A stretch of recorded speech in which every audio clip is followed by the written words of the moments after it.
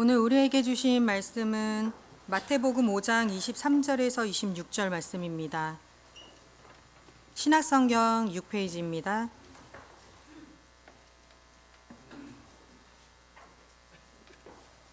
모두 찾으신 줄 알고 봉독하겠습니다.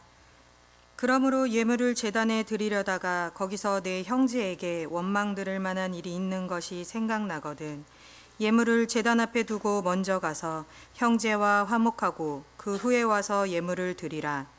너를 고발하는 자와 함께 길에 있을 때에 급히 사화하라. 그 고발하는 자가 너를 재판관에게 내어주고 재판관이 옥리에게 내어주어 옥에 가둘까 염려하라. 진실로 내게 이르노니 내가 한 푼이라도 남김이 없이 다 갚기 전에는 결코 거기서 나오지 못하리라. 아멘. 오늘도 귀한 찬양과 기도와 말씀 봉독에 감사를 드립니다. 우리는 어떤 일을 하다 보면 그 일을 바로 시작하지 않고 그 일을 미룰 때가 있습니다. 제일 대표적인 것이 연초에 어떤 일을 계획하고 난 뒤에 뒤에 구정이 있으니까 구정에 해야지 라고 생각하고, 또 구정을 넘어가면 그래도 봄날부터 3월달부터 시작해야지 이렇게 시작하는 경우가 있습니다. 이제 3월이 벌써 중간이 지나서 이제 더 이상 미룰 시간도 없습니다. 우리 성도님들은 어떻습니까? 어떤 일을 시작할 때 미루지 않고 단번에 그 일들을 잘 시작하십니까? 우리나라 연구자 중에 20년간 인간의 미루는 습관에 관해서 연구한 한 학자가 있습니다. 연세대학교 심리학과 이동기 교수입니다. 이전에 TV 프로 유퀴즈에서 이 교수님이 이야기한 적이 있는데요. 이 이동기 교수님의 연구에 의하면 우리나라 사람 중에 가장 많이 미루는 것 1위가 있다라고 합니다. 이것은 그 객관적인 지표니까 발표를 했겠죠. 무려 41%가 이 일을 꼭 미룬다고 합니다. 그게 뭐냐면 건강검진입니다. 사실 저도 그 중에 한 명입니다. 그렇다면 우리는 어떤 일을 미루지 않고 제때 맞추어서 할 수 있는 비결, 그 비결은 무엇일까요? 유퀴즈에 나왔던 이동규 교수님은 이렇게 이야기를 했습니다. 우리가 어떤 일을 미루는 습관을 없애기 위해서는 무조건 5분 안에 그 일을 시작해야 된다는 것이죠. 그리고 그 일을 시작하면 15분 동안 그 일을 하면서 버티고 지속해야 합니다. 그러면 무슨 일이든 미루지 않고 그 일을 진행하게 된다라는 것입니다. 우리는 살아가면서 꼭 해야 하는 중요한 일이 있으면 잊지 마시고 5분 안에 시작하시길 바랍니다. 자꾸 미루다 보면 10분, 20분 되고 하루 이틀 되면 또 못하게 됩니다. 그리고 그 일을 시작하게 되었다면 최소한 한 15분 정도는 그 일을 지속하시길 바랍니다. 그러면 무조건 그 일을 시작하게 될 것입니다. 우리의 믿음 생활도 마찬가지입니다. 어떨 때는 미루고 또 미루고 그러다 끝내지 못하는 믿음의 생활들이 많이 있습니다. 기도해야지, 말씀 읽어야지, 또 새벽 기도는 한번 나가봐야지, 그리고 봉사해야지 라고 마음을 먹고 있지만 미루고 미루다 보면 어느 순간에 그 일을 하지 못하고 그냥 후회하는 그런 생각만 갖게 됩니다. 하지만 그 일을 작게라도 시작하면 하나님께서 그 일을 행할 수 있도록 반드시 도와주실 것입니다. 우리 삶에 미루는 습관을 버리고 때를 따라 돕는 그 하나님의 손길을 많이 누리시기를 주님의 이름으로 축복합니다. 오늘 본문에는 예수님께서 예배의 자리에서 어떤 일이 생각나면 미루지 말고 그 일을 시행하라라고 말씀하셨습니다. 먼저 예수님은 예배의 자리에서 하나님께서 생각나게 하시는 것들, 그런 것들이 있다라고 우리에게 말씀하셨습니다. 어떤 것들이 있는지 한번 보겠습니다. 23절 말씀입니다. 우리 같이 읽어보겠습니다. 그러므로 예물을 제단에 드리려다가 거기서 내 형제에게 원망 들을 만한 일이 있는 것이 생각나거든. 23절에 나오는 이 말씀은 예배의 자리를 의미합니다. 예물을 제단에 드리려다가라는 이 표현은 예배를 드리고 있는 자리를 의미하는 것이죠. 구약의 예배는 예물을 제단에 드리려고 준비하는 것부터 시작됩니다. 자기가 가지고 있는 그런 많은 가축들 중에서 흠이 없고 살지고 기름진 것을 골라서 하나님 앞에 제단으로 직접 가져가게 됩니다. 그 제물을 가지고 성전 문 앞에 걸어갈 때에 그들은 침묵이 흐르는 시간을 경험하게 됩니다. 이 침묵의 시간은 자신의 죄를 살펴보고 내가 왜 이 제물을 하나님께 드려야 하는지를 깨닫는 시간을 갖습니다.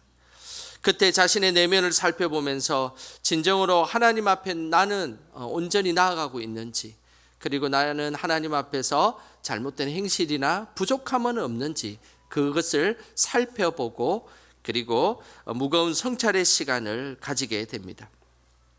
이런 시간은 오늘을 살아가는 신약의 시대를 살아가는 우리들에게도 동일한 일입니다. 예배 직전에 교회 주차를 하거나 혹은 교회 마당에 걸어오면서 인사를 나누고 여러분들이 이렇게 본당에 들어오셨습니다. 그때에 우리는 늘 은혜 받을 그런 준비를 하셔야 합니다. 예배당에 일찍 도착하면 오늘 어떤 설교 말씀을 하는지 말씀을 읽어보기도 하고, 그리고 함께 찬양하는 시간을 가져야 합니다. 그러면서 내 마음이 하나님 앞에서 은혜 받을 수 있는 마음의 시간을 가져야 합니다. 그렇게 될 때 그 예배는 하나님이 주시는 영과 진리로 드리는 신령한 예배가 되고, 그리고 그 자리에는 우리가 참된 예배자로 서게 되는 것입니다. 구약의 예배자들은 예물을 제사장에게 가져오면 그 예물의 이 머리에다가 안수를 했습니다. 그래서 안수를 하는 이유는 나의 죄가 그 제물에 그대로 전이된다라는 표현으로 안수했습니다. 히브리어로 이것을 세미카라는 단어를 쓰는데요. 그렇게 세미카라고 하는 행식을 했던 것은 이 제물에게 머리를 됨을 통하여서 나의 죄가 그 제물에게 들어가고 그 제물을 하나님 앞에 올려드림을 통하여서 나의 죄가 속죄함을 받는다라는 의미로 그런 행식을 취했던 것입니다. 그런데 그 순간 중요한 일이 일어납니다. 비록 제물이 나의 죄를 대해서 태워지고 제물이 되지만, 그런데 그때에 나의 심령 속에 내가 잘못한 일, 하나님 앞에 범죄한 일, 그리고 나의 죄 때문에 이 제물이 희생당하게 되는 일들이 생각나게 되어 있다는 사실입니다. 오늘 본문에도 그와 관련된 말씀을 하고 있는데요. 23절 후반부 우리 화면을 보시면서 같이 한번 읽어보겠습니다. 거기서 내 형제에게 원망 들을 만한 일이 있는 것이 생각나거든. 예배의 자리는 바로 타인에게 원망 들을 만한 일이 생각나는 자리입니다. 여기에서 이 원망은 헬라어로 카라라는 단어를 쓰는데요. 카타라는 단어를 씁니다. 이 카타라는 단어는 심각한 상황뿐만 아니라 사소한 의견 대립까지 포함하는 겁니다. 그러니까 예배를 드리다가 뭐 큰 일도 생각나겠지만 그래 사소한 의견 대립과 같은 일들도 생각나게 되어 있다라는 것입니다.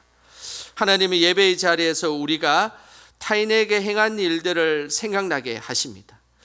이것은 단지 우리의 기억을 더듬어 보는 그런 시간이 아닙니다. 이 기억을 통해서 우리의 삶의 자리를 진심으로 돌아보게 한다는 것입니다. 예배의 자리는 우리의 삶의 자리를 생각나게 하는 그런 자리입니다. 근데 그 역사가 바로 성령의 역사입니다. 성령은 우리가 예배의 자리에서 우리가 행한 일을 생각나게 한다는 것입니다. 예배를 통해서 말씀을 듣고 또 찬양을 드리고 그리고 기도하는 시간에 우리의 삶의 자리, 우리가 행했던 삶의 자리의 생각들이 같이 섞여서 예배에 드려지게 된다는 것입니다. 그 속에서 우리가 잘못한 부분들을 하나님 앞에 회개하고 그리고 하나님 앞에 잘못된 것을 덜추어낼 때 그 자리는 바로 성령이 임재하는 자리이고 성령이 역사하는 자리다라는 것을 우리에게 말씀하고 있는 것입니다. 요한복음 14장에 보면 성령께서 우리에게 하시는 일을 분명하게 말씀하고 있습니다. 요한복음 14장 26절 말씀 우리 같이 함께 읽어보겠습니다. 보혜사 곧 아버지께서 내 이름으로 보내실 성령 그가 너희에게 모든 것을 가르치고 내가 너희에게 말한 모든 것을 생각나게 하리라. 성령의 특징이 있습니다. 그것은 하나님의 말씀으로 우리를 가르친다는 것입니다. 그리고 말씀을 통해서 우리의 삶의 행실을 생각나게 한다는 것입니다. 이것이 바로 성령의 역사이고 영적 각성이 일어나는 순간입니다. 성령께서는 우리의 기억 창고에 있는 서로 사랑하라라는 말씀을 가지고 우리가 형제들이나 이웃들에게, 가족들에게 사랑하지 못했던 것들을 생각나게 한다는 것입니다. 또한 성령께서는 예배를 드리다가 우리가 서로 용서하지 못한 것이 있으면 하나님이 우리를 용서하신 것 같이 서로 용서하라라는 말씀을 생각나게 하십니다.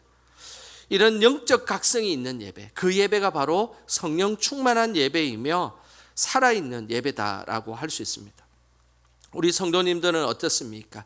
이 예배의 자리에 성령께서 말씀하시는 그 놀라운 은혜와 그 생각들, 그리고 우리의 삶의 자리가 찾아왔을 때 말씀과 함께 어우러져서 내가 어떻게 살아가야 할지를 고민하며 기도하는 시간이 있습니까?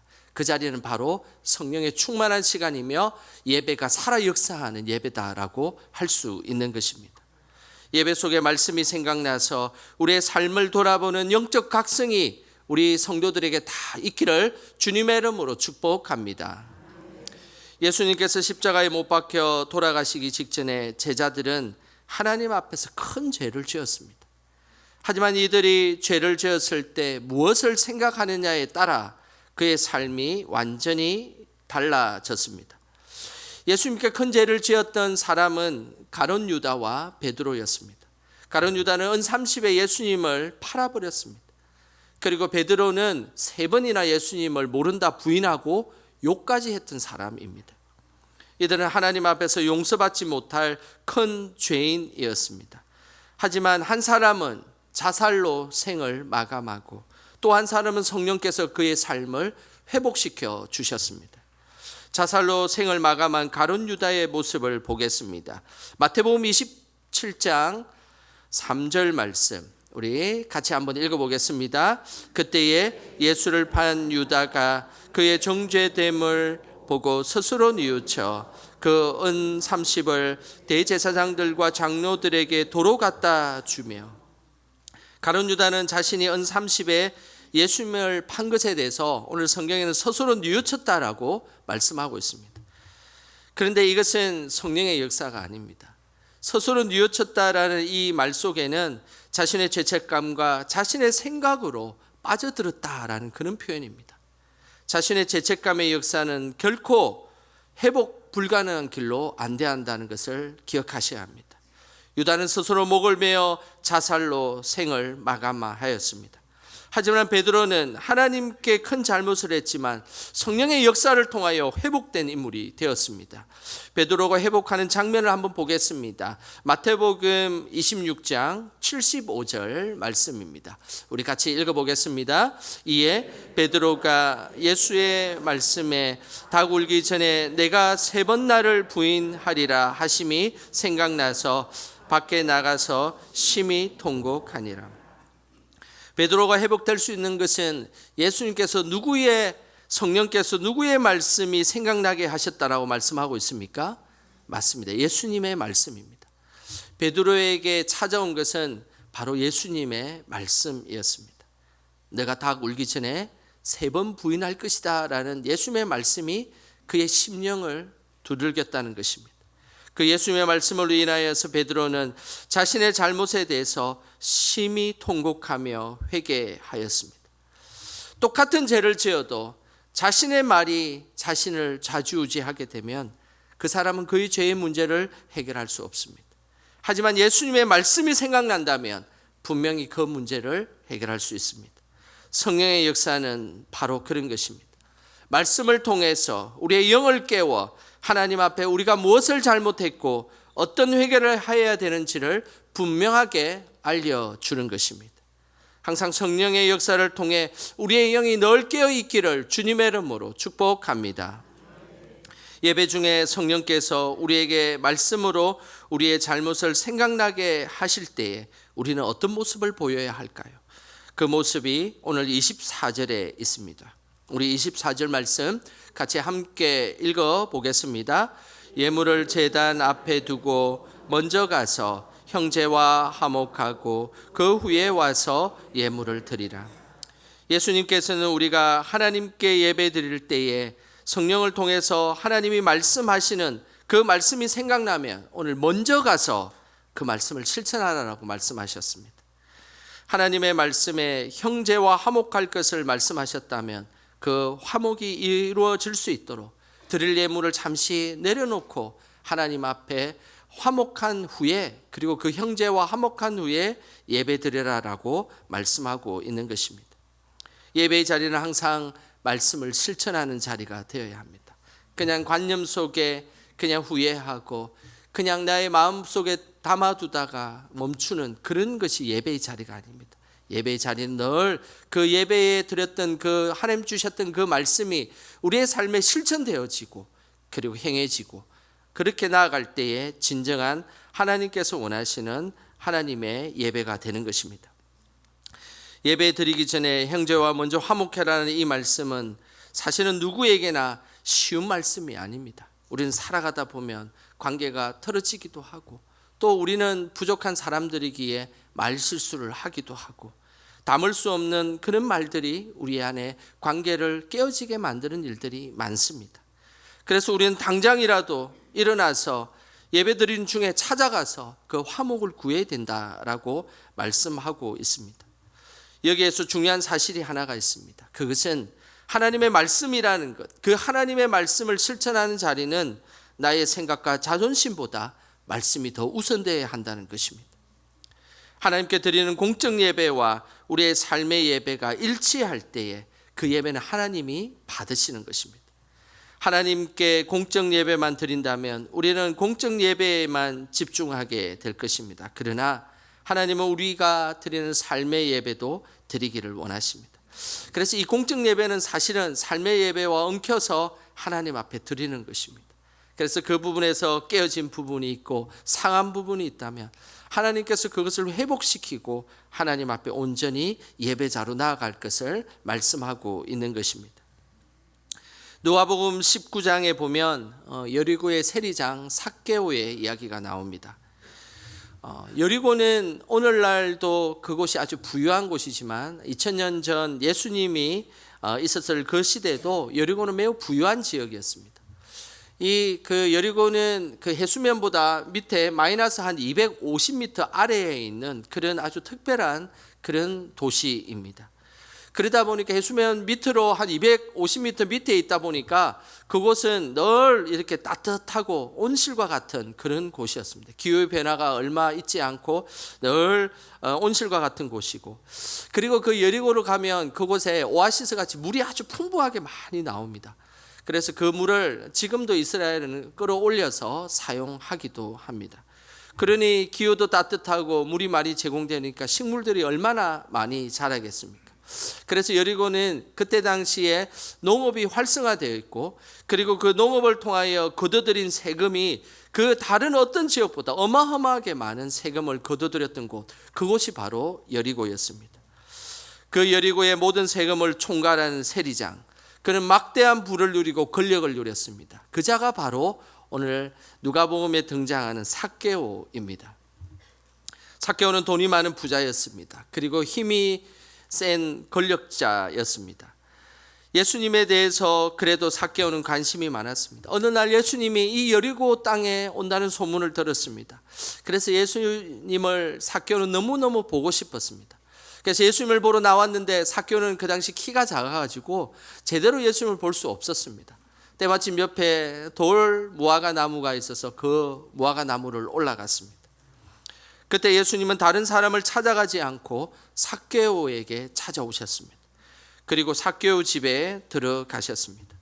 삭개오는 예수님을 만난 후에 그의 삶이 변화되기 시작했습니다. 성령께서 삭개오의 마음을 변화시켜 주신 것입니다.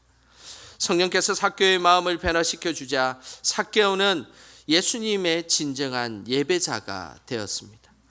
단지 예수님만을 예배하는 예배자뿐만 아니라 자신의 삶의 자리까지 드리는 예배자로 되었던 것입니다. 그 삭개오의 모습이 누가복음 19장 8절에 보면 잘 나와 있습니다. 누가복음 19장 8절 우리 같이 함께 읽어보겠습니다. 삭개오가 서서 주께 여짜오되 주여 보시옵소서 내 소유의 절반을 가난한 자들에게 주겠사오며 만일 누구의 것을 속여 빼앗은 일이 있으면 내 갑절이나 갚겠나이다. 삭개오는 예수님을 만나고 진정한 예배자가 되었습니다. 삭개오는 지금까지 화목하게 지내지 못했던 가난한 이웃들, 그리고 권력으로 빼앗았던 자들의 모습, 이런 모습들을 다 찾아가서 화목하게 지낼 것이다라고 고백하였습니다. 그러면서 가난한 자에게 나의 재산의 절반을 나눠주겠습니다. 그리고 속여서 빼앗은 사람이 있다면 내가 그 빼앗은 금액의 4배나 갚겠습니다라고 고백하였습니다. 그 고백을 본 예수님은 삭개오의 집에 구원이 이르렀다라고 축복하셨습니다. 삭개오가 진정한 예배자가 되자 예수님과의 관계가 화목하게 되었고, 그리고 삶의 자리에서 자신이 괴롭혔던 이들까지 화목하게 되는 놀라운 역사가 일어나게 된 것입니다. 우리도 예배의 자리에서 하나님과 사람들 사이에 화목의 역사가 일어나기를 주님의 이름으로 축복합니다. 미국의 비영리 단체인 아주 유명한 죽음에서 생명으로라는 아주 유명한 단체가 있습니다. 물론 이 단체는 우리 나라에서는 잘 모르지만 미국에서는 매우 유명한 단체입니다. 이 단체의 수장인 메리 존슨이라는 여인이 있었습니다. 그녀는 세상에서 가장 아끼는 아들 하나가 있었습니다. 1999년 어느 날 16살의 오세아라는 소년이 메리 존슨의 하나밖에 없는 아들과 사소한 말다툼을 하게 되었습니다. 그러다가 그 16살의 소년이 안타깝게도 메리 존슨의 아들을 총으로 쏘아서 죽이는 일이 발생하게 되었습니다. 사람을 죽였던 오세아는 25년형을 받고 감옥에 수감되었습니다. 아들을 잃은 메리는 믿음을 갖고 있어서 예배는 드렸지만 늘 그 속에 끓어오르는 분노를 참을 수가 없었습니다. 예배를 드릴 때마다 생각나고 잠도 제대로 자지 못해서 우울증에 빠졌습니다. 도저히 예배에 집중할 수 없고 삶에 집중할 수 없었습니다. 예배를 드릴 때마다 가해자가 생각났습니다. 그래서 늘 그녀는 가해자가 눈물을 흘리며 사과하기만을 기다리며 세월을 보냈습니다. 그런 세월이 1년, 2년, 12년이라는 세월을 보내게 되었습니다. 어느 날 성령께서 가해자가 사과만 하기를 기다리는 그 자신의 모습을 비추어 보여주었습니다. 그녀는 자신도 똑같이 감옥에 갇혀 있는 모습과 같다는 것을 깨닫게 되었습니다.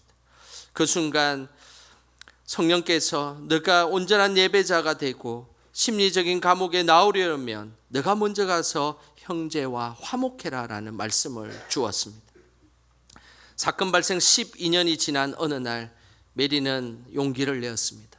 가해자 오세아가 있는 교도소를 먼저 찾아간 것입니다. 그리고 그 교도소 면에 칸막이를 두고 자신의 아들을 죽였던 가해자에게 이런 이야기를 했습니다. 나는 너를 용서한다. 내 마음의 감옥에서 벗어나기 위해 하나님 앞에서의 내 무너진 예배를 회복하기 위해 나는 너를 용서하기로 선택했다. 이 용서는 시간이 많이 걸리는 용서임에 틀림없었습니다. 12년이라는 시간이 걸렸습니다. 그러나 그녀는 자신의 아들을 죽였던 가해자에게 찾아가서 이렇게 용서를 하는 것을 선택하게 되었던 것입니다. 서로 부둥켜 안고 통곡하였습니다. 바로 그 순간이 하나님 앞에 화목 제물로 드리는 순간이었습니다. 그 후에 그녀의 예배는 어떻게 되었을까요? 놀랍게도 12년 동안 제대로 드렸지 못했던 그 예배가 집중되기 시작했습니다. 하나님 말씀이 집중되고 기도할 때도 더 깊은 하나님의 임재를 느끼게 되고, 그리고 성령의 충만한 예배를 경험하게 되었던 것입니다. 형기를 마치고 출소한 오세아가 갈 곳이 없자 메리는 자신의 옆으로 그를 이사오게 했습니다. 그러면서 극진히 아들처럼 대해 주었습니다. 이제 이 두 사람은 죽음에서 생명으로라는 단체를 이끄는 리더가 되어서 전 세계 사람들에게 진정한 화목 제물이 무엇인지, 그리고 화목이 무엇인지를 알려주는 위대한 사람으로 살아가게 되었던 것입니다. 죄로 가득 찬 우리를 하나님과 화해시키기 위해 친히 십자가에서 화목 제물이 되신 분은 바로 예수 그리스도이십니다. 예수님이 화목 제물이 되시기 위해 먼저 제자들에게 다가가시고 늘 기다리고 계시고 함께 하시고 서 계셨다는 사실을 우리는 기억하셔야 합니다. 요한복음 21장에는 세 번이나 예수님을 부인한 베드로에게 예수님께서 먼저 찾아가시는 장면이 나옵니다. 예수님께서 십자가에 못 박혀 돌아가시자 모든 제자들은 자신의 삶의 자리로 돌아가 버렸습니다. 베드로 역시도 이전의 삶의 자리인 고기 잡는 업으로 돌아가 버렸습니다. 베드로가 정말 부활하신 예수님에게 찾아가서 주님, 제가 당신을 세 번이나 모른다고 하고 욕까지 했습니다. 용서해 주십시오 라고 했으면 참 좋았을 텐데 베드로는 그렇게 하지 못했습니다. 이런 베드로를 너무나 잘 알고 계셨던 예수님은 먼저 베드로를 찾아가셨습니다. 그 장면이 요한복음 21장 4절에 나옵니다. 우리 같이 함께 읽어보겠습니다. 날이 새어갈 때에 예수께서 바닷가에 서셨으나 제자들이 예수인 줄 알지 못하는지라. 예수님께서는 먼저 베드로를 찾아가셨습니다. 아무도 보이지 않는 곳에서 그 어둠 속에서 우두커니 서서 베드로를 보고 계셨던 것입니다. 예수님께서 바닷가에 서셨으나, 이 서셨으나라는 단어는 이 예수님이 베드로를 향한 마음이 고스란히 잘 드러납니다. 이 서셨으나라는 이 단어는 헬라어로 에스테라는 단어를 씁니다. 이 에스테라는 이 단어는 맥락으로 풀어서 설명하면 이런 내용입니다. 예수님은 베드로에게 먼저 찾아가셔서 밤새 텅 빈 거물과 굶주림 그리고 무너진 자존감을 다 보고 계셨다라는 그런 뜻입니다. 예수님은 베드로가 밤새 헛수고를 하고 고된 시간을 보냈다는 것도 다 보고 계셔서 서서 그것을 보고 계셨습니다. 그리고 예수님을 부인하며 도망쳐서 늘 죄책감에 사로잡혀서 자존감이 바닥을 치고 있는 베드로의 그 마음도 그 해변가에 서서 베드로를 쳐다보고 계셨던 것입니다. 그러면서 베드로를 기다리고 서서 아침이 밝아왔던 것입니다. 예수님은 항상 우리가 예수님에게 다가가기 전에 먼저 찾아오시는 분이십니다. 우리는 자존심을 내세우며 우리는 머뭇머뭇거리고 있지만은 그러나 예수님은 먼저 찾아오시는 분이십니다. 우리를 바라보시고 우리의 연약함을 아시고 기다리시고 그리고 날이 셀 때까지 서서 우리를 기다리시는 분, 그분이 바로 우리의 예수님이십니다. 우리도 예수님처럼 사랑하는 형제들에게 먼저 가서 화목하게 지내는 우리 영광의 모든 성도들 되시기를 주님의 이름으로 축원합니다. 찬양의 가사를 하나 제가 소개하겠습니다. 오래전에 지은 찬양인데요, 최용덕 간사님이 지은 찬양입니다. 제목은 오늘날은 이라는 찬양인데요, 그 찬양의 가사 1절만 제가 한번 읽어드리겠습니다. 오늘날은 최용덕, 내가 먼저 손 내밀지 못하고 내가 먼저 용서하지 못하고 내가 먼저 웃음 주지 못하고 이렇게 머뭇거리고 있네. 그가 먼저 손 내미길 원했고 그가 먼저 용서하길 원했고 그가 먼저 웃음 주길 원했네. 나는 어찌 된 사람인가. 오 강교한 나의 입술이여, 오 더러운 나의 마음이여, 왜 나의 입은 사랑을 말하면서 왜 나의 마음은 화해를 말하면서 왜 내가 먼저 젖을 수 없는가, 왜 내가 먼저 손해볼 수 없는가. 오늘 나는 주님 앞에서 몸둘 바 모르고 이렇게 흐느끼며 서 있네. 어찌할 수 없는 이 마음을 주님께 맡긴 채로 이 시간 우리 이 찬양 한번 같이 불러보는 시간 갖겠습니다.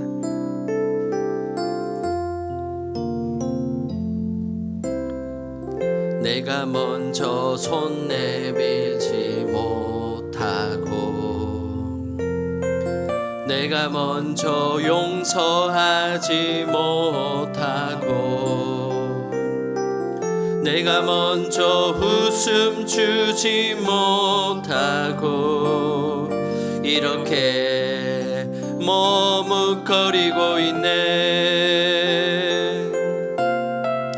그가 먼저 손 내밀기 원했고 그가 먼저 용서하길 원했고 그가 먼저 웃음 주길 원했네. 나는 어찌 된 사람인가. 오 간교한 나의 입술이여 오 더러운 나의 마음이여 왜 나의 입은 사랑을 말하면서 왜 나의 마음은 화해를 말하면서 왜 내가 먼저 져줄 수 없는가. 왜 내가 먼저 손해볼 수 없는가.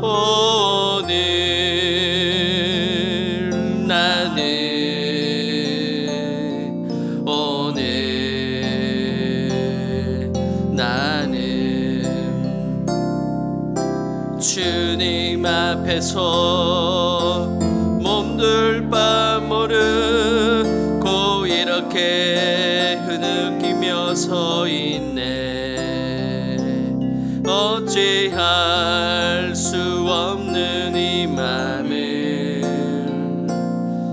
주님께 맡긴 채로 우리 이 시간 합심하여 함께 기도하길 원합니다. 하나님, 늘 우리는 말씀 안에 살아가지만 말씀을 실천하지 못할 때가 많습니다.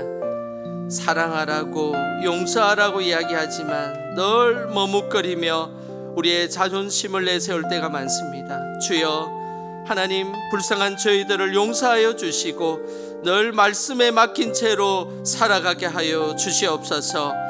예배의 자리에서 참된 예배자가 되길 원합니다.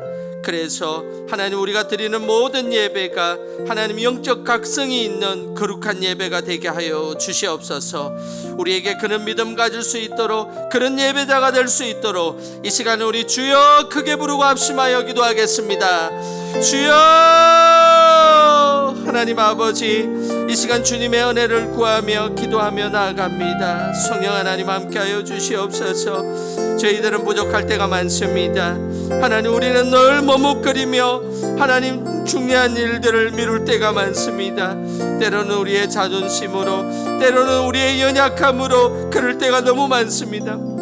그때마다 우리에게 다가오시는 예수님처럼, 서서 우리를 기다리시는 주님처럼 그렇게 살아갈 수 있도록 주님 인도하여 주시옵소서. 참된 예배자가 되길 원합니다. 이 예배의 자리가 형식적으로 습관적으로 드리는 예배가 아니라 늘 하나님, 살아계신 하나님 말씀을 실천하는 참된 예배자가 될 수 있도록 주여 역사하여 주시옵소서. 성령께서 오셔서 우리의 마음과 하나님 영광 돌리는 그런 모습으로 살길 원하오니 이 시간 오셔서 하나님 앞에 나갈 수 있도록 주여 역사하여 주시옵소서. 하나님 아버지, 죄 많은 우리를 위해 먼저 사랑을 베풀어 주셔서 감사드립니다. 하나님 앞에서 우리가 참된 예배자가 되게 하시고 이웃과 형제들에게 내가 먼저 다가가는 믿음을 허락하여 주옵소서. 우리를 위해 친히 화목 제물로 오신 예수님처럼 우리도 서로 사랑하며 섬기게 하옵소서. 예수님의 이름으로 기도드립니다. 아멘.